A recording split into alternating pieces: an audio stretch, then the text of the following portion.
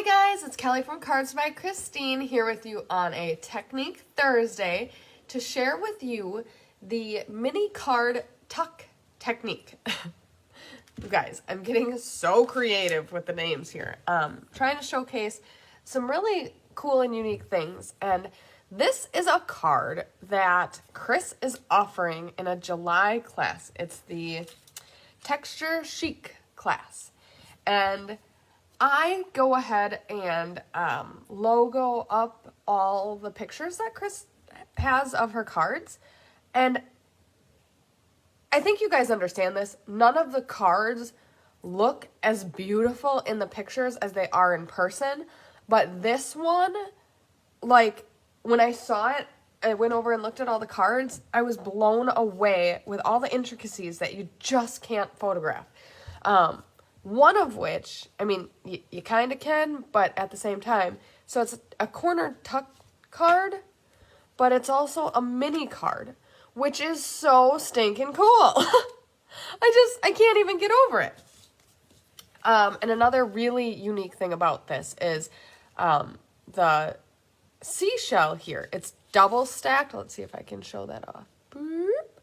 It's double stacked here with dimensionals. So like it's only adhered by a double stack of dimensionals right here, because then you can tuck it in and the seashell goes on top of the corner. So cool. I just absolutely love it. And the background here is dry embossed with these awesome seashells. And then to take it one step further, go ahead and put some ink on a sponge dauber or a blending brush to give it some more detail and texture.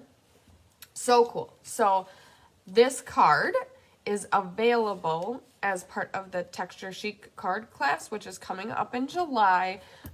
Details are here if you're interested, or you can always find them at cardsbychrisb.com. But I wanted to show you a couple things about it and give you the measurements. So here are the measurements for that card. I roughly tried to boil it down. CS1 is the crumb cake here. CS2 would be these two layers. So the Blushing Bride is this? I get my colors mixed up. It's either Blushing Bride or maybe Petal Pink. I think it's Petal Pink. And the gold layer, obviously to correspond with the specialty DSP, Chris brought in the gold here, but I figured these two could be the same color. So you obviously could break that apart if you wanted. And then the DSP is here and here. I did notice when I took this apart that there's a white on the inside. So we're going to go off script here. White or vanilla, and that would be the same size as this one, which would be 4 by 2 3/4. So now we got that taken care of. So that is how to make this card if you want. And I'm going to go through a couple, I'm just using some scrap paper here, but a couple of things for you. So your card base is 5.5 by 4 1/4. So it's not your traditional size, because you go ahead and open the mini card. This is not your card. So it's the same size as a card, but it's half because your mini card is the card.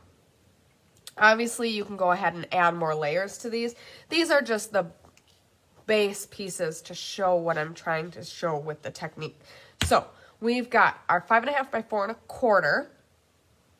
Obviously, you'd layer that with a matte in this Petal Pink color. I think it's Petal Pink. Oh my God, I'm so sorry, guys.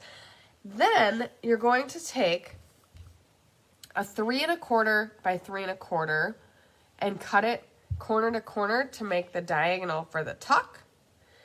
And I'm going to show you, let's see here, we're going to bring in our cutter, a tip on how to do a diagonal cut. So if you, where's my scrap paper? I'm going to show you I'm going to show you two different ways. So I should have cut two. Okay, so we've got two squares. What you want to do, you can see here the dark gray is the track that I cut on. You want to line up the corners. Let's see if I can bring this up without it shifting. Oop, oop, oop, oop, oop, oop, oop. Going the wrong way, guys. Okay, so you want to line up the corners so that the center of the corner is in the track. Then you want to hold it down and close your guard. You kind of hold it down over here. But if you drag from top to bottom or bottom to top, especially if your blade isn't super sharp, it's gonna bend the corner down because the blade is coming at it and is gonna crush the corner. So what you want to do instead, so line it up just like you did before, corner to corner, close the guard, and actually before you close the guard, move your blade to the middle of your square, close the guard, push down and go from the middle to one corner, open it back up, bring the blade back to the middle, and then do the middle down. Then you don't need to worry about crushed corners. You have really crisp corners. So that's just a technique, or a tip on how to do diagonal cuts without crushing your corners. Okay, then a tip here for you. When you glue it down, so now you're going to be using, I would suggest a liquid glue. If you use a tape runner, it's very wide, so you won't have a great amount of area to tuck your mini card in. You could use tear and tape. That also is kind of wide, so you could either use tear and tape and just have less space. One second. Getting over a summer cold. It's the best. Or you could cut it in half with your glue scissor, or you could use liquid glue. Liquid glue is a fine option. You want to be careful to spread a small bead of glue because you don't want the glue to squish out and you don't want it to spread too far into the card either.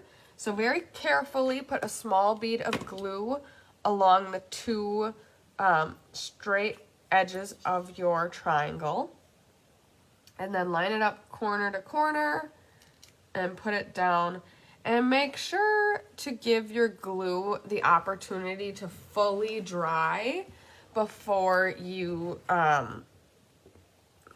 put anything in it, especially the card, and especially, you know, something quite as layered up as that is going to be. So those are two tips on how to get the best use out of this technique.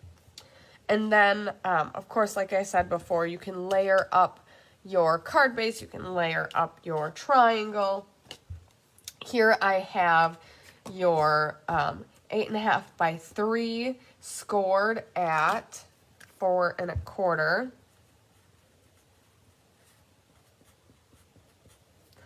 Okay, so that's scored here so that you can fold it. And then this is the mini card that goes in and out of your pocket. So such a cool card. I'll stop using the white one that really looks like nothing, because this is just so beautiful.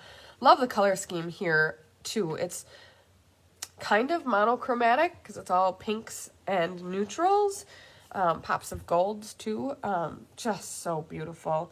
Two different ribbons here, these opalescent rhinestones or jewels, the specialty DSP. It all just really comes together so beautifully to make such a nice card. And then one thing that I kind of secretly like about this is sometimes I just don't know what to write in a card. So when you have this mini card, you get this fun opportunity to really deck out the front of a card because it's so small. And then another thing that I love is that on the inside, there's not a ton of space to have to write in. Sometimes I have so much to say.